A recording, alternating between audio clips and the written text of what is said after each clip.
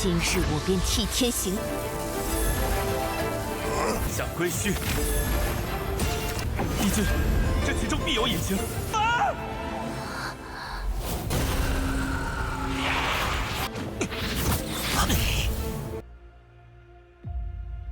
Halo semuanya, bagaimana nih kabar kalian? Semoga kalian dalam keadaan baik-baik saja, sehat selalu ya guys, serta dilancarkan rezekinya. Pada kesempatan kali ini, Mimin akanlah mengambil salah satu tonggua terbaru, dan ini berasal dari Network Ichigo, dan studionya ya kalian pasti mengenalinya. Dimana tonggua ini adalah tonggua 5 menitan yang akanlah tayang Senin dan Kamis. Dan tonggua ini berisikan salah satu MC utama yang akanlah dikelilingi banyak sekali ciwi-ciwi cantik. Dan sudah pasti MC utama kita ini sama sekali tidaklah naif. Dia bergerak dengan begitu cepat ketika dirinya dihalangi oleh beberapa musuh. Dan juga ada sebuah masa lalu yang akanlah dia hadapi. Kalau begitu langsung saja kita masuk ke dalam ceritanya. Pada awal cerita, ada sosok gadis yang begitu sangatlah cantik.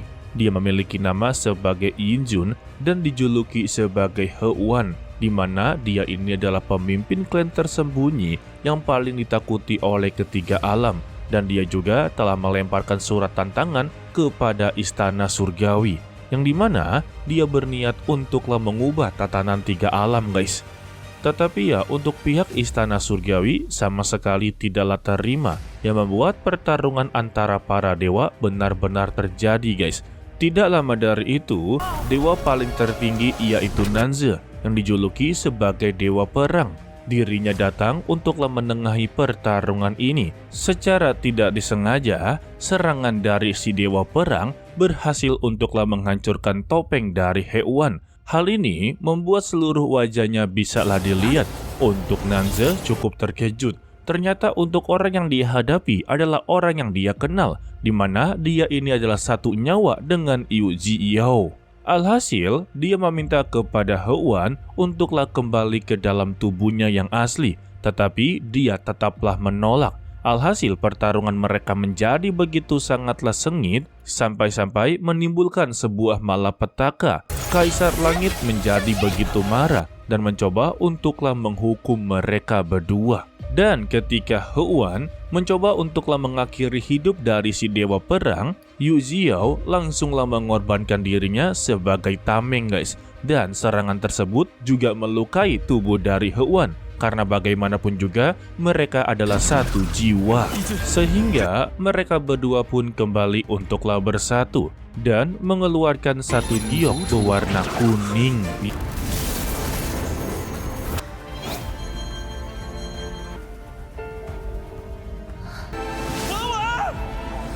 Dan secara tiba-tiba kesadaran dari Yinjun hilang begitu saja, digantikan oleh kesadaran dari Yu Ziyao. Jadi maksudnya itu tubuhnya Yinjun, tetapi kesadarannya adalah Ziyao itu sendiri ya. Dia juga terbangun di kediaman Raja Iblis yang disambut oleh salah satu dari 4 penjaga yang bernama Ziyun.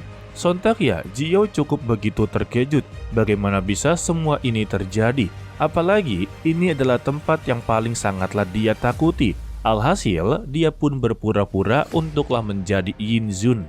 Lalu, dia mempertanyakan kepada Ziyun mengapa dia bisa terbangun di tempat seperti ini. Ternyata, mereka ini sedanglah melakukan sebuah ritual reinkarnasi. Wadidaw!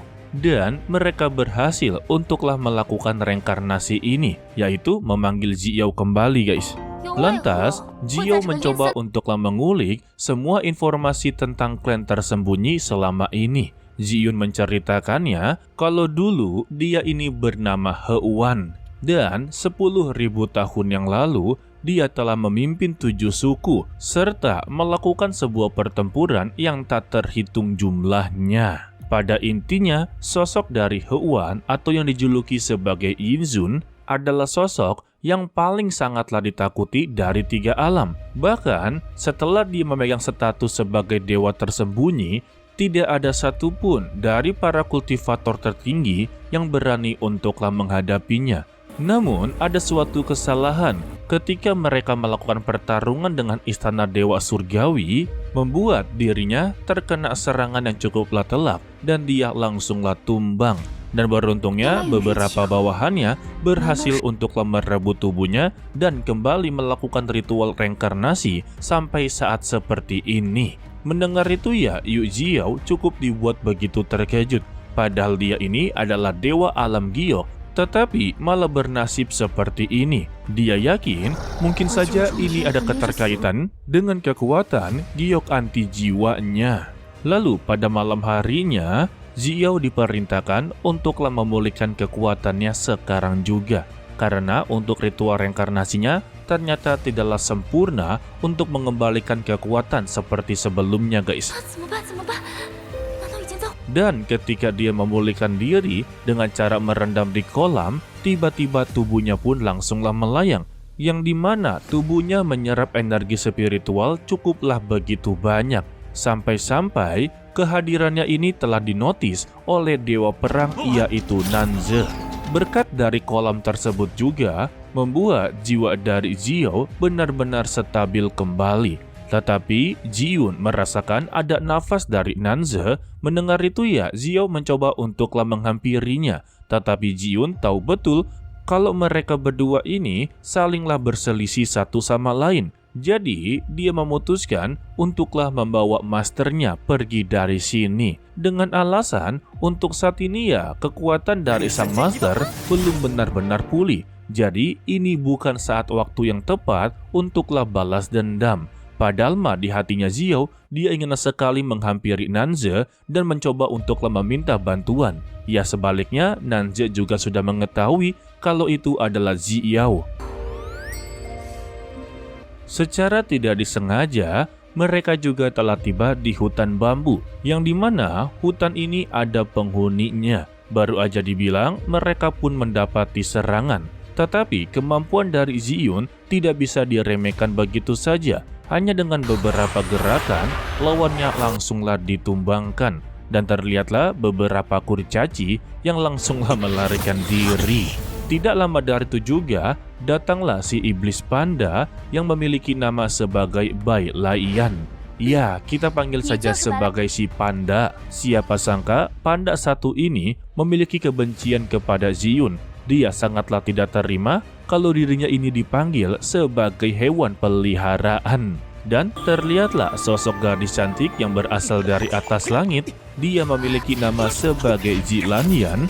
Dia juga sebagai salah satu dari 4 penjaga besar Raja Iblis.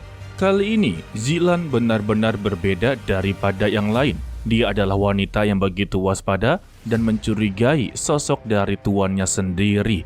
Dia mempertanyakan kepada Ziyun, mengapa master mereka ini berbeda dari sebelumnya. Ziyun mengaku kalau ritual reinkarnasinya cukuplah mengalami sebuah gangguan yang membuat master mereka benar-benar hilang ingatan. Alhasil, dia memutuskan untuk tidak lagi menjadi bawahannya dengan beralasan untuk saat ini master mereka tidak memenuhi syarat. Mendengar itu ya, Ziyun cukuplah begitu kecewa. Bagaimana bisa dia yang setia selama 300 tahun, tetapi setelah kejadian ini, dia malah mencoba meninggalkan masternya dalam keadaan yang begitu lemah. Tetapi ya, Zilan sama sekali tidaklah peduli. Untuk saat ini, dia berfokus untuklah mencari atau menemukan keberadaan dari ayahnya. Dan Jiun menjawab, sebetulnya untuk master mereka akanlah membantu untuk mencari keberadaan dari ayahnya. Tetapi tunggulah dia benar-benar kembali pulih total, maka janji tersebut akanlah ditepati. Dan Zilan sama sekali tidak percaya, guys. Lalu, Xiao mencoba menengahi perdebatan tersebut dengan mempertanyakan apakah dia mempunyai cara untuk menemukan jiwa ayahnya yang telah hilang. Ternyata ya, untuk Zilan, dia mempunyai rencananya sendiri. Dia berniat untuklah mengambil senjata jiwa milik dari Dewa Perang Nanze. Sebab untuk harta karun miliknya tidak hanya bisa melacak jiwa yang hilang, tetapi juga bisa untuklah membangkitkan jiwa-jiwa yang telah tiada. Wadidaw. Namun sebelum itu, mereka haruslah mengembalikan kekuatan dari master mereka. Dan Jilan mengambil salah satu roh jahat yang berada di ruangan tersembunyi dewa dan iblis. Gara-gara itu semua membangunkan seorang pria yang sedanglah dirantai. Kebangkitannya membuat mereka tampaklah begitu terkejut dari mana pria ini datang. Sedangkan untuk Yu Jiao, dia mengenali sosok tersebut. Padahal dia telah menghilang selama ratusan tahun, tetapi mengapa bisa muncul tiba-tiba di sini? Dan untuk mereka bertiga tiba-tiba mendapati serangan. Tidak ada satupun dari mereka yang bisa untuk mengimbangi kekuatannya.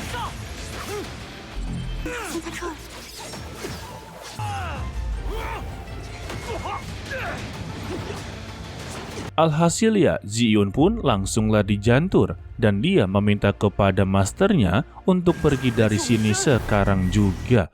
Ziyao melihat bawahannya telah tersiksa, dia pun tidak tega untuk meninggalkannya.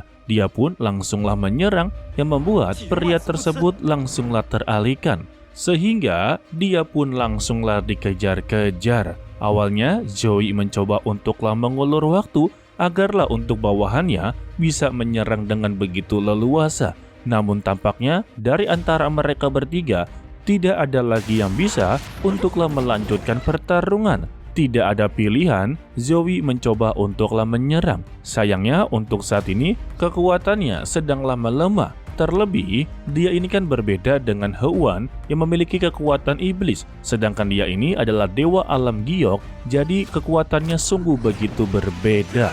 Ketika dia mendarat di atas gerbang, pria misterius ini sudah siap-siap untuklah menyerangnya. Sehingga ya di dalam hatinya berkata, apakah dia akanlah berakhir begitu saja? Dan secara tiba-tiba keluarlah energi spiritual yang begitu besar, membuat pria misterius tersebut tidak bisa untuklah menahannya. Lalu terdengarlah suara wanita yang menyuruh Zoe untuklah mengendalikannya. Yang ternyata suara tersebut berasal dari He-Wan yang asli, serta meraih tangan dari Zoe untuklah mengeluarkan kekuatan iblisnya, membuat pria misterius tersebut tiba-tiba terantai. Wadidaw. Bagaimana guys dengan Tongwa satu ini? Sebetulnya untuk MC utama di sini ada dua tokoh ya, yaitu Nanze dan juga Zoe. Di mana mereka berdua ini adalah sepasang kekasih tetapi terpisah. Kemungkinan untuk episode 1 sampai ke atas kita akanlah berfokus untuklah menceritakan tentang Zoe dan juga He-Wan, bagaimana bisa mereka memiliki satu jiwa dan terpisah begitu saja. Ya intinya asal-usulnya akanlah dijelaskan guys. Sedangkan untuk Nanze sendiri adalah dewa perang. Ya untuk asal-usulnya mungkin akanlah sangat sedikit ya guys. Dan semoga saja kalian suka dengan Tongwa terbaru ini, karena bisa dikatakan ini adalah pengganti dari Martial Peak untuklah di hari Kamis. Sebab Tongwa ini akanlah tayang di hari Senin dan juga di hari Kamis. Kebetulan di hari tersebutlah Mimin benar-benar kosong. Ia nambah-nambah di hari yang kosong lah. Oke lah, sepertinya cukup sampai di sini saja dulu untuklah video kali ini. Mimin ucapkan terima kasih kepada kalian yang telah menonton sampai akhir. Pesan dari Mimin, tetaplah menjadi orang yang baik walaupun itu sangatlah sulit. Dan jagalah kesehatan kalian dimanapun kalian berada. To be continue, sampai jumpa di video berikutnya. Bye-bye.